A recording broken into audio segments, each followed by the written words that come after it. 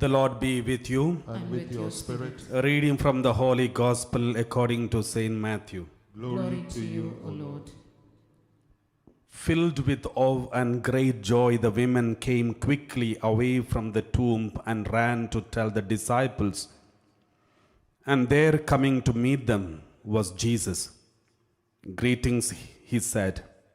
And the women came up to him and, falling down before him, clasped his feet. Then Jesus said to them, "Do not be afraid. Go and tell my brothers that they must leave for Galilee. They will see me there." While they were on their way, some of the guard went off into the city to tell the chief priest all that had happened. These held a meeting with the elders, and after some discussion, handed a considerable sum of money to the soldiers with these instructions: "This is what you must say. His disciples came during the night and stole him away while we were asleep. And should the governor come to hear of these, we undertake to put things right with him ourselves and to see that you do not get into trouble." The soldiers took the money and carried out their instructions. And to this day, that is the story among the Jews. The Gospel of the Lord. Praise to you, Lord Jesus Christ. My dear brothers and sisters, we have celebrated the Easter. Now we are reflecting about the consequences of Easter. What happened after this resurrection? In fact, the resurrection of Jesus has shaken all the Jewish people. The resurrection of Jesus has shaken Roman Empire.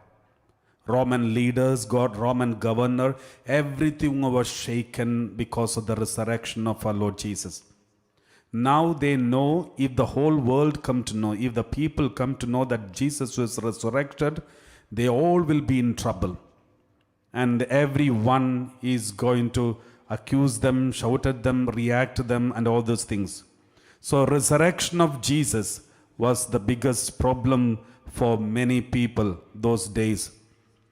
And therefore, that moment, so how did the Jewish people overcome the problem of resurrection? How did they treat their people? How was that treating? How did they tell their people about the resurrection? How to settle it? So that is what we read in the Bible, Gospel of Matthew. We just heard verse 10 onwards. Let's read 9 onwards. Let us read this word of God. Chapter 28, Gospel of Matthew. Suddenly Jesus met, verse 10 onwards. We read like this. Then Jesus said to them, "Do not be afraid. Go and tell my brothers to go to Galilee. There they will see me." Verse 11. While they were going, some of the guard went into the city and told the chief priest everything that had happened. So the guards, some of the guard, not all the guards, but some of the guard went into the city and told the chief priest everything that had happened. Now listen very carefully, my dear brothers and sisters. Normally for a tomb, when Roman Empire, Roman government, if they guard or appoint guard for a tomb or anywhere, any guard means minimum around 6 people, 6 soldiers will be appointed. So it is believed that there were around 6 soldiers, Roman soldiers, were guarding the tomb of Jesus. And some of them, only some of them, not all of them, but some of them went to meet the chief priest and told everything that had happened. And verse 12, we read verse 12. After the priest had assembled, all the priests and elders, they gathered together, they devised a plan to give a large sum of money, huge amount of money, not only for these soldiers, but also for the other soldiers who had not come for this. So they arranged a large amount of money to the soldiers.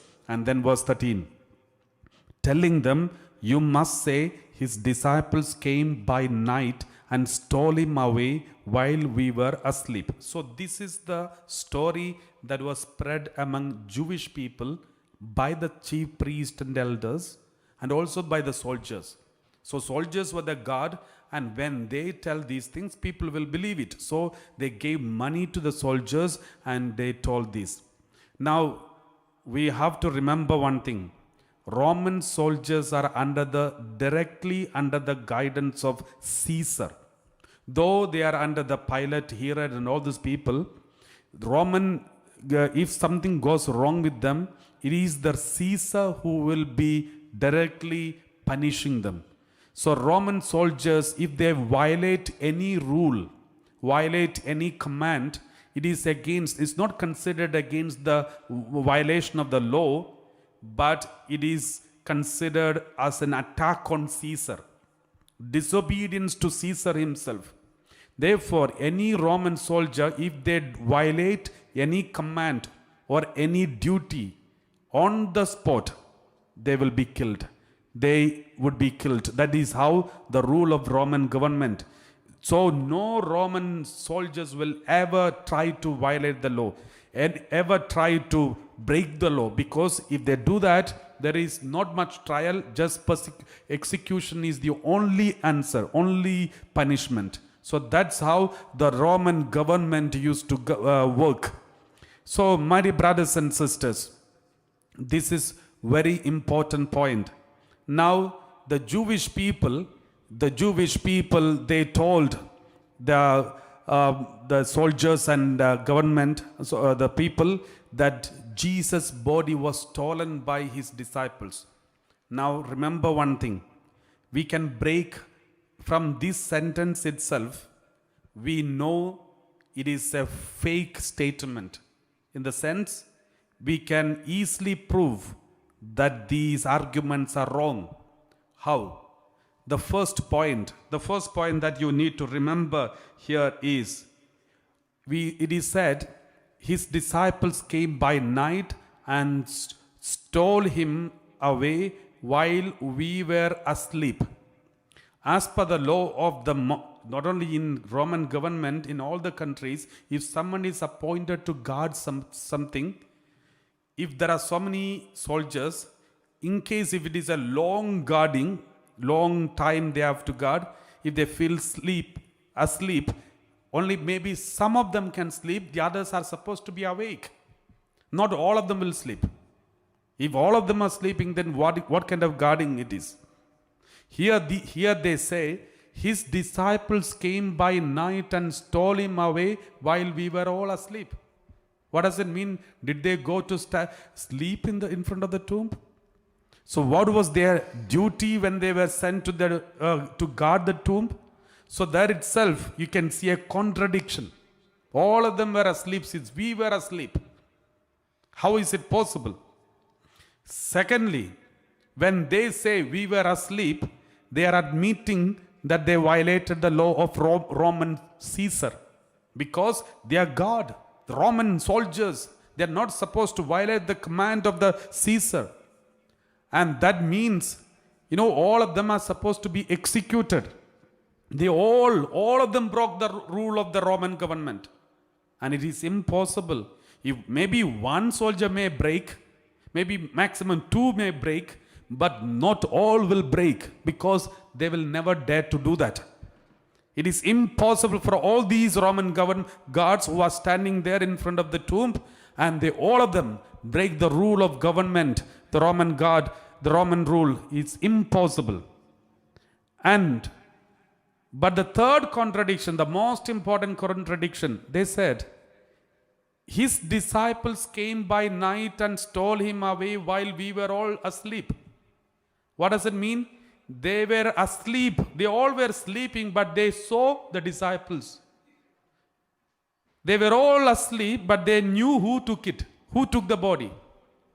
That itself is a big contradiction. So how can you see someone who comes, and how do you recognize somebody when you are sleeping? And how do you recognize these are the disciples of Jesus who are coming now? Let us pretend that we are sleeping. They can't do that. So that itself is again another contradiction. And the fourth point, remember, do you think any of our disciples, the disciples of Jesus, capable to come and attack at midnight and attack these 6 Roman soldiers and take the body and go away? Because we read in the next chapter, in the next chapter itself, and also in the Gospel of John, the disciples are frightened and hiding in the room. Such a fearful people. Peter denied Jesus 3 times in front of a lady, servant girl, and all the others ran away, leaving their cloth behind. When Jesus was going through the persecution, none of the disciples followed him except John. And John came because he had some influence. Do you think any of these disciples organize and come by night and attack the Roman government? If you attack a Roman soldier, that means you are declaring war on Roman Caesar. It's a big crime. These disciples are afraid of losing their life. Then how can they take such a great risk? The moment they saw Jesus dying on the Mount Calvary, all these disciples were disappointed. They felt so disappointed that all their dreams are shattered. Now they came to know Jesus is not the Messiah anymore. If he is the Messiah, how come he had a tragic death on the cross? So they were shaken completely. So there is no time for them to organize again. Within one day, they come and attack the Roman soldiers and take the body of Jesus Christ. It is impossible. Therefore, that possibility also not there. So this is how we need to remember. This was a fake information from the Jewish people. If it is fake, then there is a truth. What is the truth? He is resurrected. That means even they knew, even from their own statement, we are 100% sure his body is not there. The body is not found even now, until now, the body of Christ is not found. The whole Roman Empire tried their best to search all over in Palestine and everywhere to find the body. They did not. But hundreds and hundreds of people have seen Jesus Christ. We read like this. 1 Corinthians chapter 15 verse 1 onwards. 1 Corinthians chapter 15 verse 1 onwards. Let's read. 1 Corinthians chapter 15 verse 1 onwards we read. Now I would remind you, brothers and sisters, of the good news that I proclaimed to you, which you in turn received, in which also you stand. The good news. Verse 2. Through which also you are being saved, if you hold firmly to the message that I proclaimed to you, unless you have come to believe in vain. Verse 3. For I handed on to you as of first importance what I in turn had received. What I received, I have handed over to you. What did I receive? St. Paul says that Christ died for our sins in accordance with the scriptures. 2 truths you have to believe. 1, Christ died for our sins in accordance with the scriptures. Christ died. Remember, my dear brothers and sisters, this is something that we need to be aware of. Remember, let me remind you one more thing. Suppose in Divan Reddy Center, there is a great miracle happened. There are so many miracles happens every time. But suppose if there is a big miracle happens here, and later later when we go out, suppose if I go from here and I'm transferred from here to go on somewhere else, I will be speaking more of these miracles. That greatest miracle I will never forget. Even if I forget all the other miracles, the greatest miracle I will never forget. Even if I tell to anyone about Divinity Center Ramsgate, I will tell mostly only about this miracle that happened. That will be fresh in my mind. If that's the case, remember, all the disciples, 12 disciples lived with Jesus Christ 3 years. They all saw Jesus performing miracles of wonders, healing the sick, rebuking the wind and casting out the devil, and raising Lazarus from death, raising the daughter of Jairus, and walking on the water, and healing 10 lepers, so many miracles after miracles. But if you read the epistles, the letters written by Peter, letters written by John, letters written by James, letters written by St. Paul, even Acts of the Apostles, nowhere we see any other miracle of Jesus. None of the disciples speak about these miracles, but they all speak one thing, that is resurrection of Jesus. Because that is what they are so excited about. Because that is what they were so assured and strengthened by it. That is why they all, even including St. Paul, who later joined, because he saw Jesus alive, face to face. And even he was talking about this resurrection of Jesus. We read once again 1 Corinthians chapter 15 verse 2. 1 Corinthians chapter 15 verse 2. We read like this: through which also you are being saved, if you hold firmly to the message that I proclaimed to you, unless you have come to believe in vain. Verse 3. For I handed on to you as of first importance what I in turn had received, that Christ died for our sins in accordance with the scriptures. Verse 4. And that he was buried, and that he was raised on the third day in accordance with the scriptures. Verse 5. He is resurrected in accordance with the scriptures. St. Paul says, verse 5. And that he appeared to Cephas, then to 12.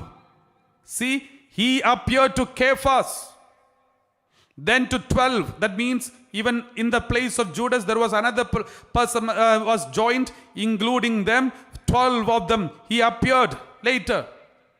So Jesus appeared to them. Then he appeared to more than 500 brothers and sisters at one time. At one time, Jesus appeared to more than, not just initially he appeared to Peter, John, and then 12 disciples, and then many times Jesus repeated this appearance, because almost 40 days he was continuously appearing to them every day and speaking to them about Bible, teaching them the truth. And one time he appeared when more than 500 brothers and sisters were gathered together. And most of them are still alive. Still alive means not 2021, but when this book of letter to Corinthians was written down. Most of whom are still alive. If you have any doubt, you can go and check with them. That's what St. Paul said. Those some have died. Verse 7. We read like this. Verse 7. Then he appeared to James, then to all the apostles. Then especially he went to and appeared to James, and then to all the apostles. You know, some of these apparitions of Jesus in front of the disciples are not mentioned in the Bible. But St. Paul is writing down all these things. And we don't know when God appeared to James in a special way, but St. Paul speaks about it. And 8, last of all, as to one untimely born, he appeared also to me. He says, St. Paul says, he appeared to me. You know, St. Paul is the one who crucified and destroyed and killed so many early Christians. He is a powerful Jewish man, a powerful Jewish rabbi, a Pharisee. And he was killing all the Christians. And on the way to Damascus, he was touched by Jesus. He fell down. He had an anointing of the Holy Spirit. He closed his eyes for 3 days and he was focusing on Jesus. And then he had before he was closed down, his eyes was closed. He had an appearance of Jesus. Jesus spoke to him face to face. And he said, I am whom you are crucifying. I am the one whom you are persecuting. Jesus told him. After that, his eyesight was gone. Because he saw Jesus, the glory of Jesus. And then he had concentrating on Jesus. He was concentrating. That is what he said. At the end, he appeared also to me. And that appearance of Jesus in front of Paul changed him totally. After that, he went through all the persecutions. He is a Roman citizen. He is a Pharisee. He is a disciple of Gamaliel. He is one of the most appreciated Pharisee among the Jewish religion. He could have enjoyed his life. But most of the time of his life, he was found in the prison. He was beaten, he was persecuted, he was caught in the shipwreck, and so many problems he went through, and he was ready to withstand all these because he knew 100% Jesus is alive. We read like this, Acts of the Apostle chapter 1 verse 3. We read like this, Acts of the Apostle chapter 1 verse 3. The word of God says, after his suffering, he presented himself. After his suffering, Jesus presented himself alive to them by many convincing proofs. This is written very clearly. Convincing proofs. It is not just an apparition or maybe a dream. Maybe in the midnight when you're sleeping, you're having a dream. Maybe a vision. No. With convincing proofs. Many times Jesus sat with them and ate fish fry and all. So we read this many times in the word of God. After his suffering, he presented himself alive to them by many convincing proofs, appearing to them during 40 days and speaking about the kingdom of God, because he's the king. We read Acts of the Apostle chapter 2 verse 24. Saint Peter, who was hiding in a closed room, who denied Jesus 3 times. When he had a Holy Spirit Pentecost experience, he comes up and says, but God raised him up. Saint Peter says in front of the people, God raised him up, having freed him from death, because it was impossible for him to be held in its power. God raised him up. He was so convinced, with conviction, he preached this. Acts of the Apostle chapter 3 verse 15. We read, and you killed the author of life, whom God raised from the dead. To this we are witnesses. Saint Peter says, to this we are witnesses. Remember, these are the people who are hiding in the room. Now they are convinced Jesus is alive. Why should we be worried? Why should we be afraid? Because he defeated the death, and now we are his followers, his disciples. He will take care of us even if we die. This conviction was there. Acts of the Apostles chapter 2 verse 32. After chapter 2 verse 32, we read like this. This Jesus God raised up, and of that all of us are witnesses.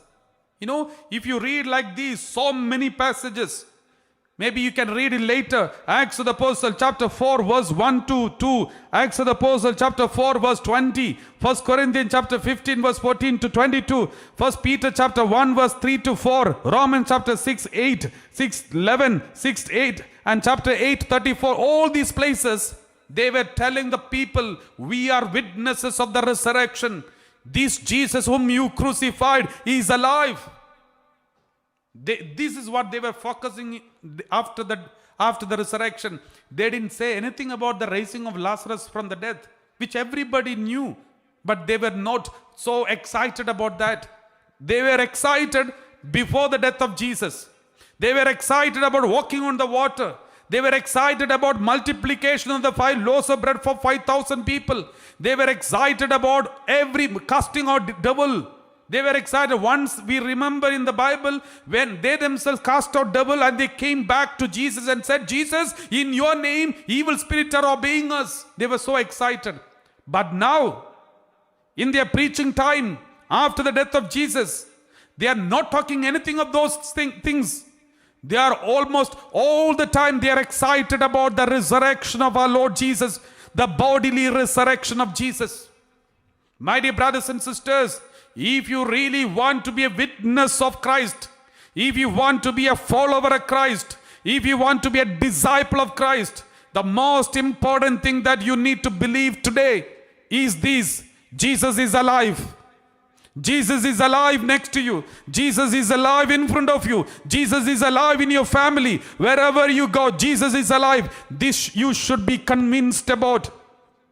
We read like this: Acts of the Apostle, chapter 1, verse 21 onwards, when they were supposed to select the substitute for Judas Iscariot. So when they were selecting a substitute for the Judas Iscariot, one of the conditions that they put forward was this. They said, so one of the men who have accompanied us during all the time that the Lord Jesus went in and out among us. You know, one person who was there from the baptism of our Lord Jesus Christ until now, he must be with the Jesus Christ. So only that person should be selected. So one of the men who have accompanied us during all the time that the Lord Jesus went in and out among us. Verse 22, we read like this. Verse 22, beginning from the baptism of John. From what time people should be witnessing? Beginning from the baptism of John the Baptist. No, Jesus was baptized by John the Baptist. Beginning from that moment until the day when he was taken up from us, you know, the ascension of our Lord Jesus, until the ascension day, he should be witnessing everything. Especially, one of these must become a witness with us to his resurrection. What does it mean? The biggest qualification of a disciple of Jesus is he should believe in the resurrection of Jesus. He should believe that he is alive. Do you really and truly believe Jesus is alive? Then, only then, we will be a true disciple of Jesus. It's not about being alive for the first century. If he is alive first century, second century, third century, because all those first 3-4 centuries, the people of God, the Christians were killed because they were witnessing the resurrection of Jesus. If that's the case, this faith we should have even today. Even today, if you really want to be a disciple of Jesus Christ, you should be a witness to the resurrection of our Lord Jesus Christ. He is risen. He is alive. Almost all the religions who speak about Jesus Christ, they all believe that Jesus is alive. Even including the enemies of Jesus Christ, they also know Jesus is alive. Praise the Lord. So we believe Jesus is alive. If you believe, that is the first quality to be a disciple of Jesus. And if you believe, you will have a difference. Your life will be different. Your attitude will be different. Your attitude towards the life itself will be different. Your attitude towards your own life will be different. You will not be worried and tensed and frightened because you know your master has conquered the death and you will be alive. Sooner or later, the death is not at all a fear for you. Let's close our eyes and pray.